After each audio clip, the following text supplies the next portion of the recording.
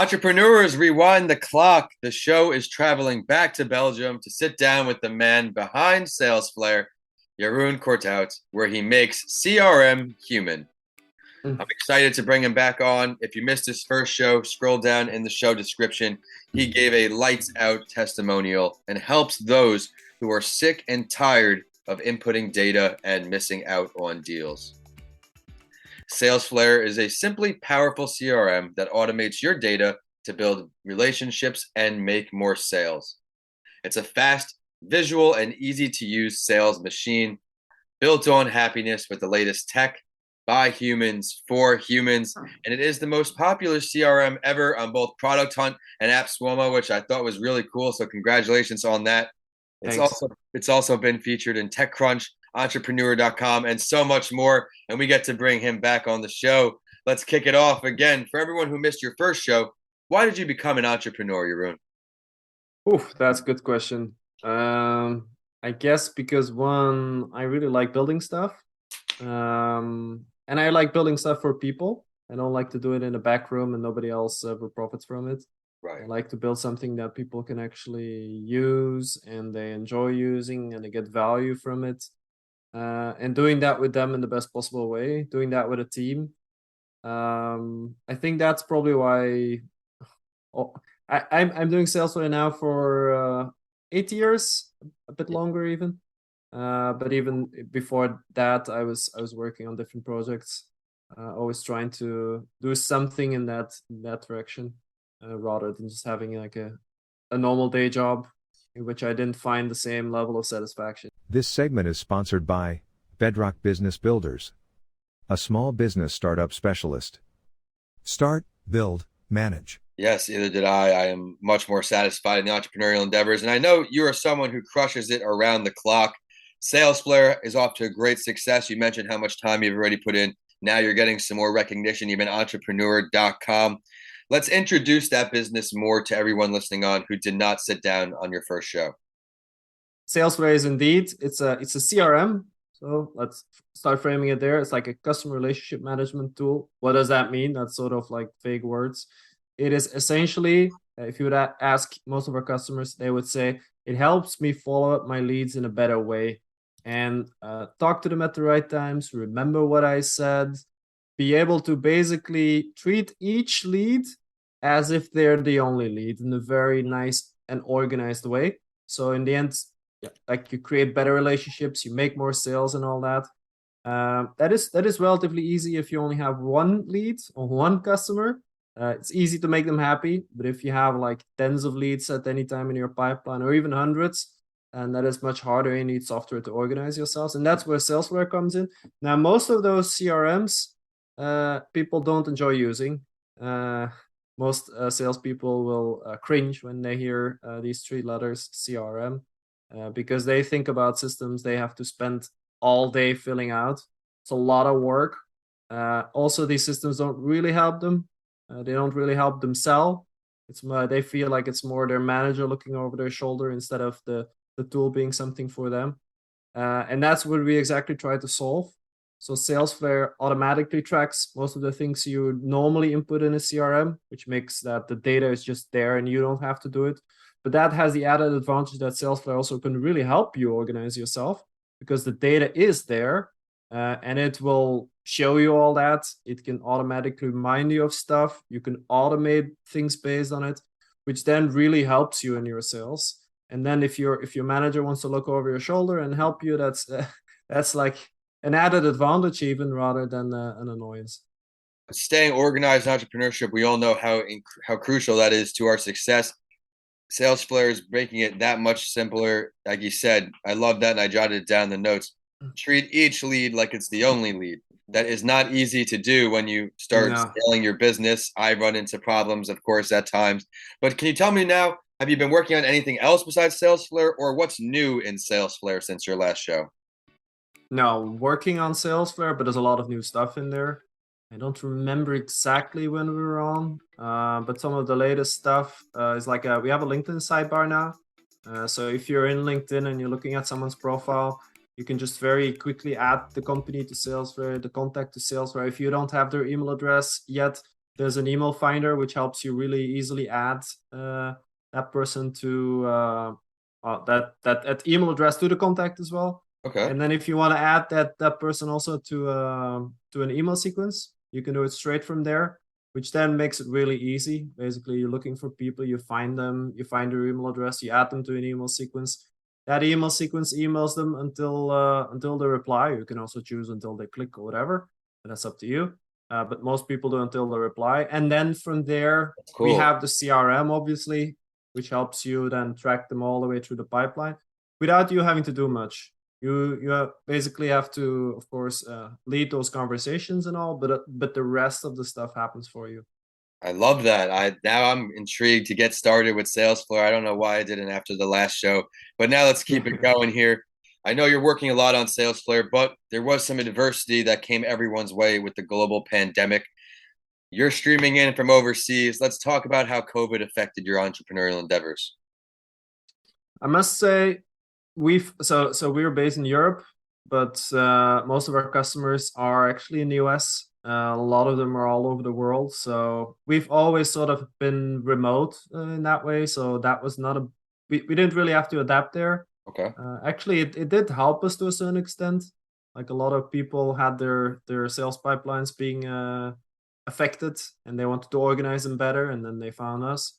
At the very beginning, we had a few people that wanted to cancel their account to save money, but most of them I just there was one guy who told me like a few months before that how he made $1 million more per year using Salesflare, and then he came to me and he said, well, this costs 100 a month. Where can I cancel it because I need to save money? I'm like, are you sure about this? But where it did change some things is in the way we collaborate as a team. Like where quite some of our communication used to be based on us being together in an office, us relying on that sort of, how can I say, incidental communication, almost Yeah. accidental. We had to make a lot of things more systematic, which really helped us as a company to rethink things, to do things better, to communicate better with each other. So in the end, we can serve our customers better. That's what it's all about.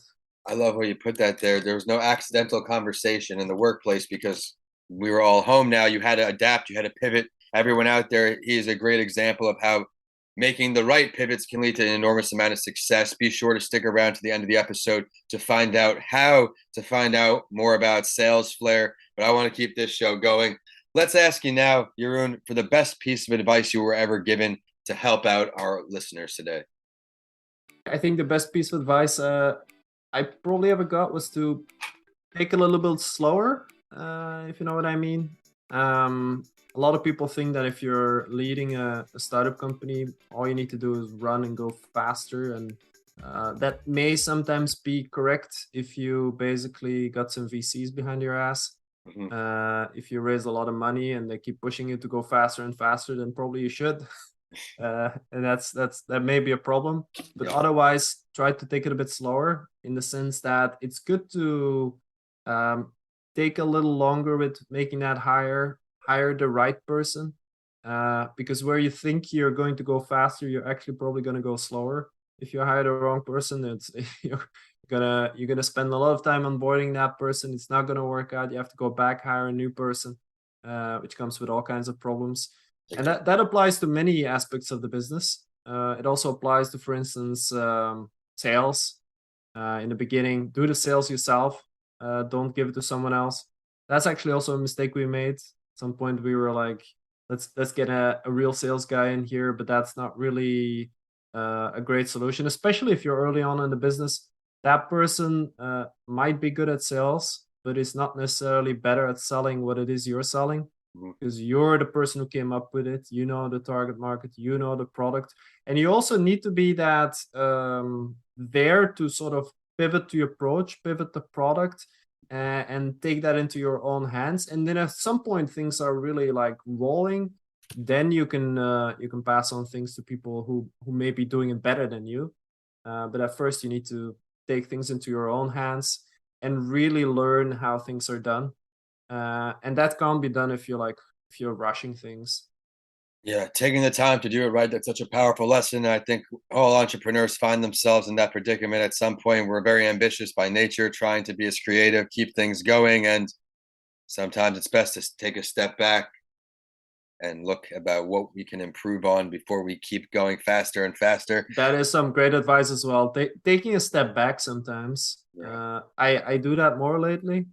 I'm often doing it too little. Like you're always so into all the details and always moving things forward that you're sometimes not questioning things you're already doing. Yeah. And questioning things you're already doing and improving them can be way bigger than adding more stuff on top of your work pile. It's so powerful to double down on what works and to just do that better. Yes. Yep. And then, like you said, finding people that pass things off to delegate, to complement, your strengths, helping turn your weaknesses into strengths. I love that. But before we sign off, it's time to help out our listeners one more time. If you could recommend one app, tool, book, anything that makes your life easier as an entrepreneur, what can you recommend? I'm lately more interested in things that have nothing to do with entrepreneurship. So I'm actually one thing that may be helpful, which has nothing to do with entrepreneurship, but it's going to have an effect on your daily life and hence on your entrepreneurship. There's this great podcast I'm following lately. It's a Huberman Lab podcast. Yeah. And the guy gives a lot of great health advice. I think health is really, really important because if you don't take care of yourself, how can you take care of your business, right? And if you check out one episode, I would check out the episode about sleep he has. Okay. It's something called Sleep Toolkit. It's really going to change how you feel during the day, which is going to change how well you can work on your business. So definitely recommend that. Yeah, I love that recommendation. It's something I always try to hone in on, and I talk about in my chapter. And Mr. Lancey talks mental health is rest, making sure you get enough sleep, especially at night, even during the day, whether it's a 15-minute power nap. I'm very old in the sense where I'm in bed 8:30, 9 o'clock because I value my time getting up at 3 o'clock. That's my most productive hours, and I have to continue to leverage that for a little longer until the wheels fall off now at this point. But where can everybody find you, Jeroen? Find the website, all things. Yeah, if you want to find the Salesflare website, it's just salesflare.com, and Flare is Flare. You can find out more about Salesflare. We have a nice blog. You can try our software as well. Just click try it for free or something at the top right. You get up to 30 days on the trial. You can try all the things I mentioned. And if you want to get in touch with me, LinkedIn is probably the best place. There's only one person with my exact name, so if you see it somewhere here, Jeroen Corthout, type it in there. Send me a connection request with a personal message, please, so I can distinguish it from all the spam I get.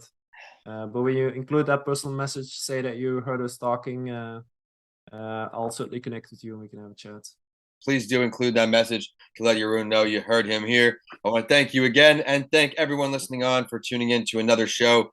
As this year is winding down, this guest was a must to reach back out to. All the value he provided again today. Can't thank you enough. And I am at Vincent A. Lancey on YouTube and all social media. The show is at That Entrepreneur Show and hashtag That Entrepreneur Show. Until next week, have a safe week ahead and enjoy your weekends. Everyone, Jeroen, take care. See you guys.